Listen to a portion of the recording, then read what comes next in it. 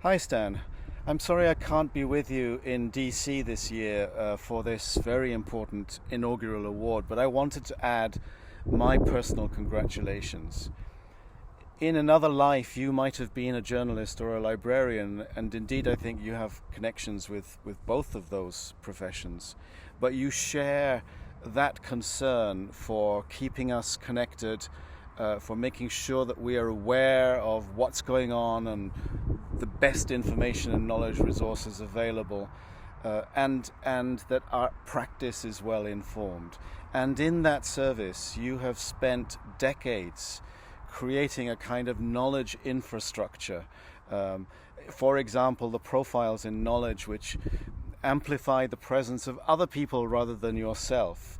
Although I think this year in February you were persuaded to finally create a profile for yourself. The content curation work that you do, particularly arising from the communities that you belong to, the SIKM leaders community, of course, being the most important, which I think is 20 years old next year. So this work is dependent not on large-scale actions or very visible stuff. It's small, repeated acts of curation on a regular rhythm. The profiles in knowledge, for example, I think have been coming out monthly, more or less, since 2017. And you not only create those little nuggets of content, you go back and update them. So I know, for example, that links have been updated, and where resources have disappeared from the internet, you've gone to the Wayback Machine to get the current links.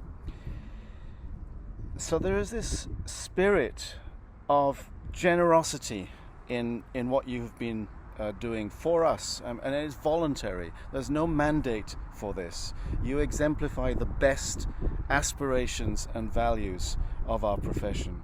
In your career, you've been described as a few things. You have been a community evangelist, although I think in your case evangelism is much more about doing than preaching. I've called you an encyclopedist of knowledge management because of that curation work that you do.